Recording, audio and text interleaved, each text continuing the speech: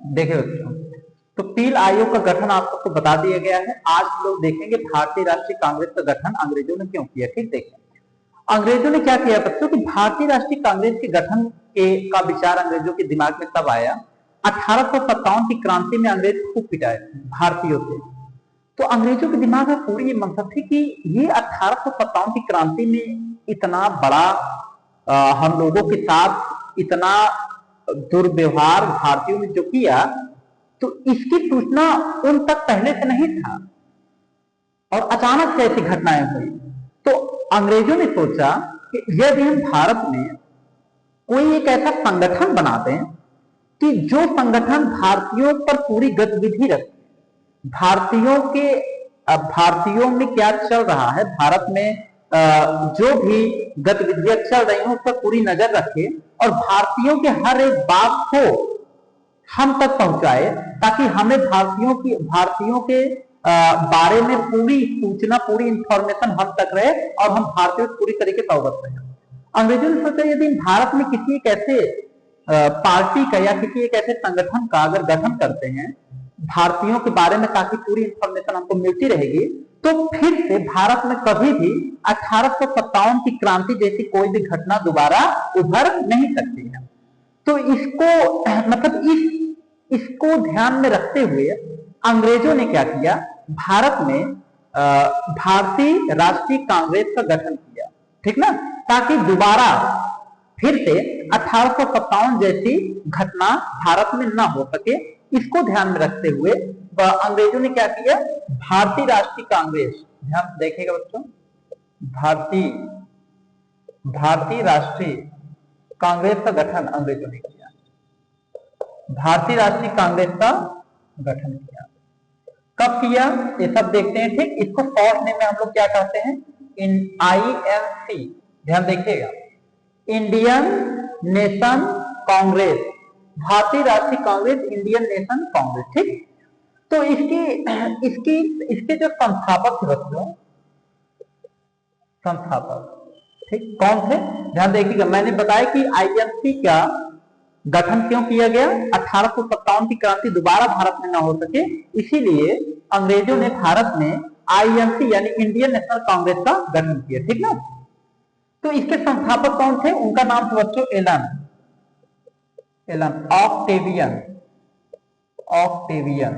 Hume, Allan Octavian Hume करके थे इसके संस्थापक थे, INC के संस्थापक। और बच्चों बता दें इनका जो शॉर्ट नेम है AO ह्यूम, आप इनको शॉर्ट नेम में AO ह्यूम कह सकते हैं, एलन ऑक्टेवियन ह्यूम कर सकते हैं। ठीक ना बच्चों, एक चीज बता दें कि एलन ऑक्टेवियन ह्यूम ने INC का संस्थापक थे, यानी इसने ही इस पार्टी का क्या किया, गठन किया था, मतलब स्थापना किया था, समझ गए। और ये कब हुआ था, किस डेट में, 1885 में।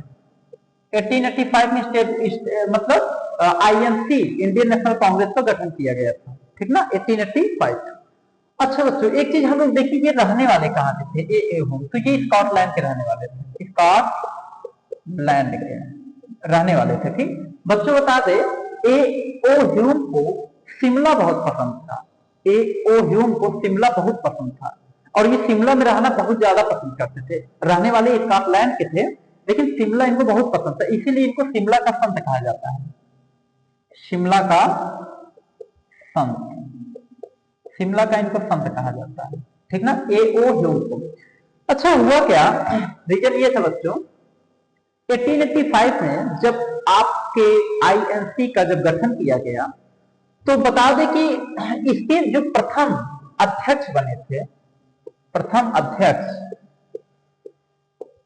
वो बने थे बच्चों ब्योमेश चंद्र बनर्जी। ज्यादातर हम लोग फोकस देते हैं आपको समझाने पर, तो समझे ज्यादातर। ठीक ना, ब्योमेश चंद्र बनर्जी, वैसे भी हम ज्यादातर चीजें बोल देते हैं। तो ब्योमेश चंद्र बनर्जी के प्रथम अध्यक्ष थे, किसके, INC के। अच्छा बता दें, जैसे कोई भी पार्टी हो गया, कोई भी संगठन हो गया, अगर बनता है तो उसकी बैठक होती साल में एक बार या 2 बार। ठीक ना, तो बता दें कि जैसे जो ये INC पार्टी थी, इसकी बैठक मतलब साल के लास्ट में दिसंबर महीने में होती थी इसकी बैठक। तो इसकी बैठक को अधिवेशन कहा जाता था। क्या कहा जाता था? अधिवेशन। ध्यान देखिएगा। तो बच्चों बता दें, इसकी बैठक को अधिवेशन कहा जाता था। और आईएनसी का जो प्रथम अधिवेशन हुआ था, फर्स्ट अधिवेशन, वो कब हुआ था? ध्यान देखिएगा। जो प्रथम अधिवेशन हुआ था बच्चों, अधिवेशन, वो हुआ था 1885 में। 1885 में प्रथम अधिवेशन हुआ था। कहां हुआ था? कहां? तो ये अधिवेशन हुआ था बच्चों मुंबई में। ये अधिवेशन कहां हुआ था? आपके मुंबई में हुआ था। ठीक, मुंबई आप जानते हैं महाराष्ट्र की राजधानी है मुंबई, महाराष्ट्र का कैपिटल है मुंबई।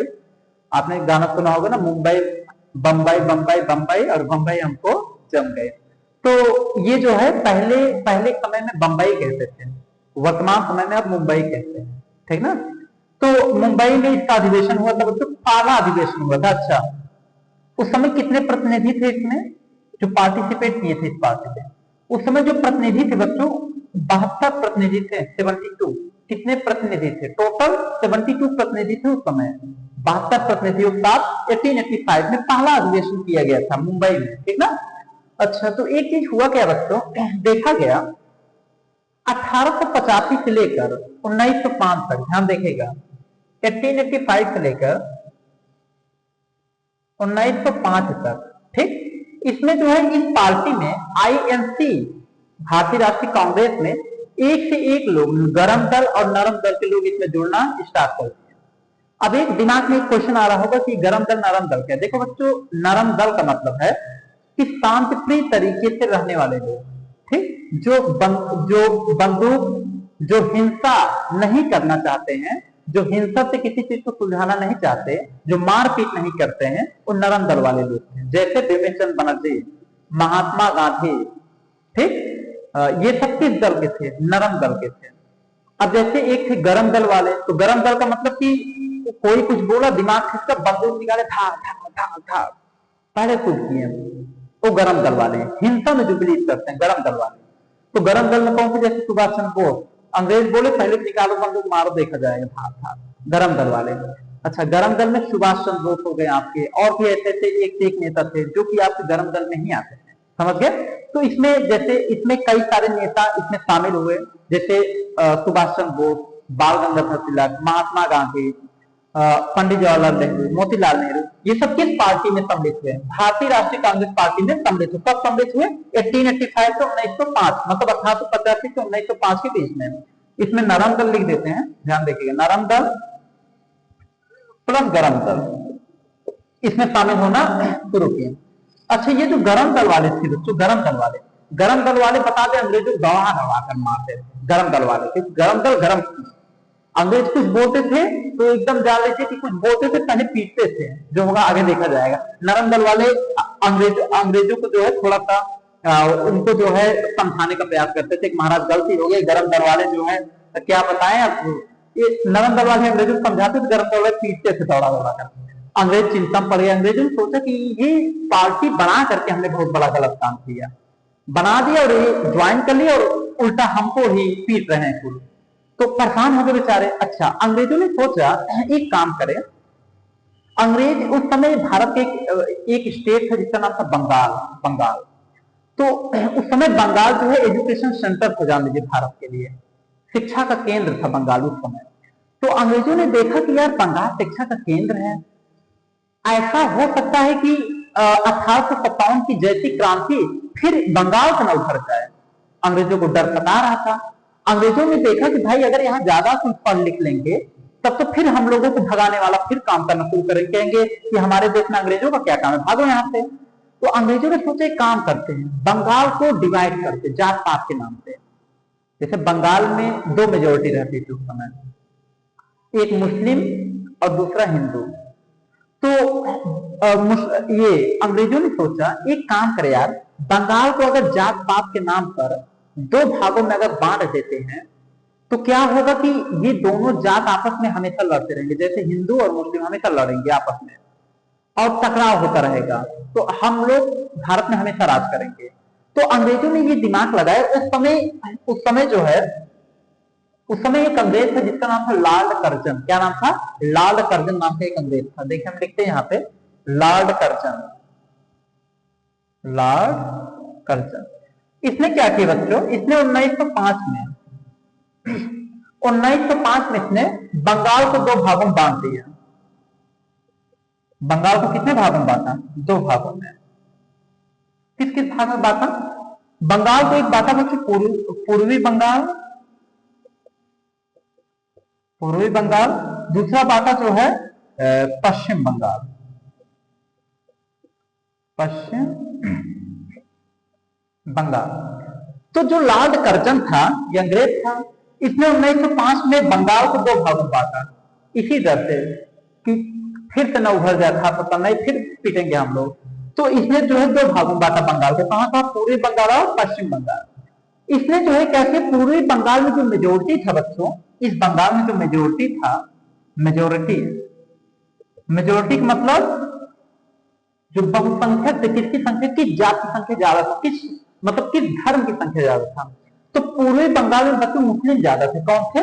मुस्लिम। देखिए पूर्वी बंगाल में मुसलमान ज्यादा थे, तो पूर्वी बंगाल मुसलमानों को दे दिए, कहा कि मतलब पूर्वी बंगाल में केवल मुसलमान रहेंगे, केवल मुस्लिम रहेंगे। पश्चिम बंगाल में जो मेजोरिटी था वो हिंदुओं का था, हिंदू धर्म वालों का था। तो कहा भाई पश्चिम बंगाल में केवल हिंदू रहेंगे, हिंदू। मतलब बंगाल के दो भागों में बांटा, पूर्वी बंगाल और पश्चिम बंगाल। पूर्वी बंगाल में मुस्लिम की मेजोरिटी ज्यादा थी और पश्चिम बंगाल में हिंदू की मेजोरिटी ज्यादा थी। दिमाग देखिए अंग्रेजों का, जात पात के नाम पे कैसे भिड़ाने का प्रयास करेंगे, मतलब धर्म के नाम पे भिड़ा रहे हैं। ये इस्लाम धर्म, ये हिंदू धर्म, देख रहे हैं ना, बंगाल के दो भागों में डिवाइड कर दिए। अब हुआ क्या, हमारे भारतीयों ने इसका विरोध किया, बंगाल विभाजन का। हमारे भारतीयों ने बंगाल विभाजन का विरोध किया। इसके खिलाफ में जो है हमारे भारतीयों ने एक आंदोलन चलाया जिसका नाम रखा गया था बंग भंग आंदोलन। ध्यान देखिएगा, इसके खिलाफ में एक आंदोलन था जिसका नाम दिया गया बंग भंग आंदोलन। बंग भंग आंदोलन, बंग भंग आंदोलन, इसके खिलाफ में आंदोलन चला। कौन सा आंदोलन था? बंग भंग आंदोलन। बंग भंग का मतलब बंगाल को भंग किया जाए, जो रद्द किया गया रद्द मतलब बंगाल को जो दो भागों में बांटा गया उसे भंग किए हम लोग करते हैं। हम लोग नहीं मानेंगे बंगाल को दो भागों में बांटा जा रहा है। भारतीयों ने इसका बहुत विरोध किया, लेकिन अंग्रेजों ने इसको क्या किया, दो भागों में डिवाइड कर दिया था। अच्छा, बंग भंग आंदोलन के एक बहुत फेमस नेता थे बच्चों, नाम उनका आपको बता दे। उनका नाम था जो देवमेश चंद्र बनर्जी। देवमेश चंद्र, यही पहले फाउंडेशन वाले जो ये हैं, देवमेश चंद्र बनर्जी, ये बहुत फेमस नेता थे उस समय के।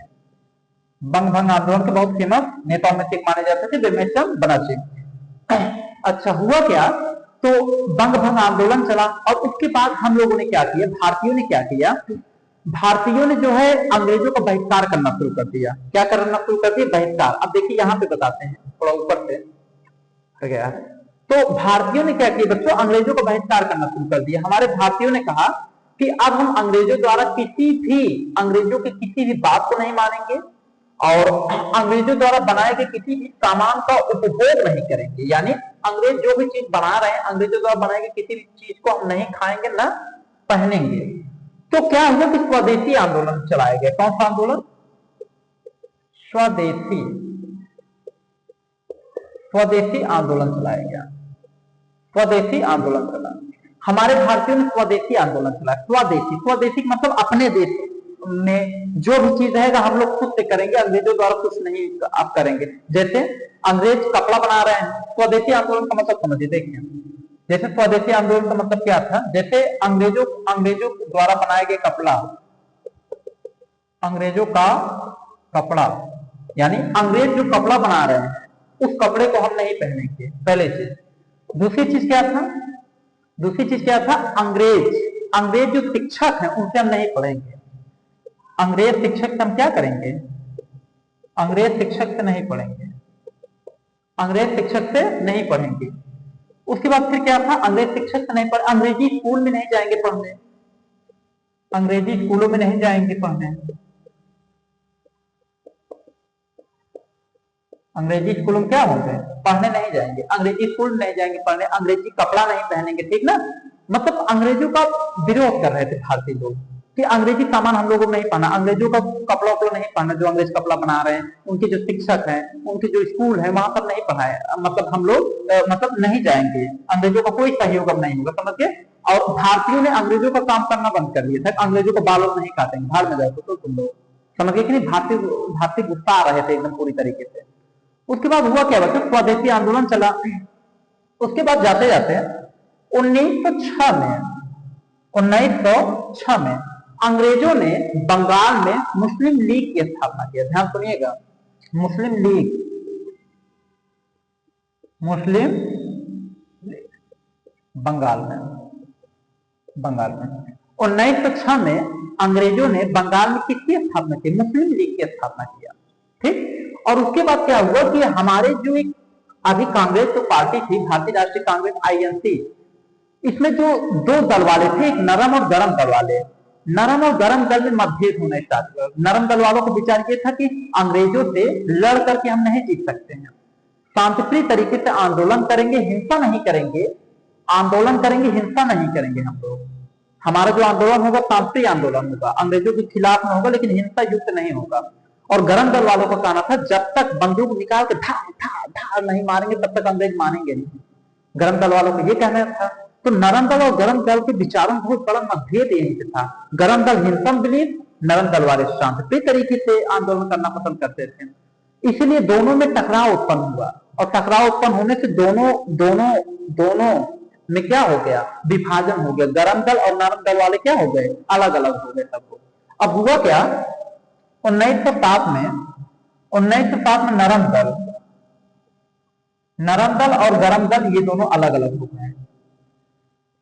गरम दल, नरम और गरम दल दोनों क्या हो गए, अलग अलग हो गए। गरम दल के लोग अलग, नरम दल के लोग अलग हो गए। समझ गए कि नहीं। उस समय 1907 में तो इसको नाम दिया गया कांग्रेस का विभाजन। क्या हुआ, कांग्रेस का विभाजन, कांग्रेस का विभाजन। तो ध्यान सुनिएगा बच्चों, कांग्रेस का विभाजन कब हुआ, 1907 में। नरम और गरम दल के लोग क्या हो गए, अलग अलग हो गए, क्योंकि विचार आपस में मैच नहीं किए, अलग अलग हो गए। उसे कहा गया कांग्रेस का विभाजन। क्लियर। तो कांग्रेस का विभाजन कब हुआ, 1907 में। अच्छा, उसके बाद फिर क्या हुआ कांग्रेस के विभाजन के बाद। तो कांग्रेस के विभाजन के बाद क्या हुआ बच्चों, तो इसके आगे की घटना है फिर 1911 से 1912 में। 12 की घटना आगे चल के बताएंगे आपको कि 1912 में अंग्रेजों ने जो है भारत की जो राजधानी थी उसको फिर दिल्ली को भारत की राजधानी बनाया अंग्रेजों 1912 में। तो ये सब जो घटना है, ये सब घटना अब हम आगे आपसे मेंशन करेंगे, आगे आपसे बातचीत होगा। ठीक, तो आज के लिए हिस्ट्री में इतना ही। इससे आगे का वीडियो बच्चों हम आपको किसी दिन, इसके आगे का जो वीडियो है वो आपको नेक्स्ट प्रोवाइड होगा। तो आज के लिए